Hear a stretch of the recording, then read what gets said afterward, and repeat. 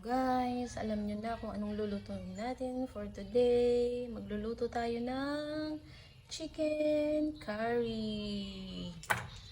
Chicken curry.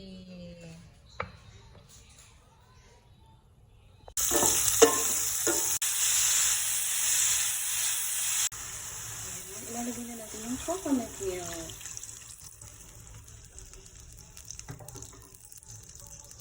Ilalagay na natin yung curry powder.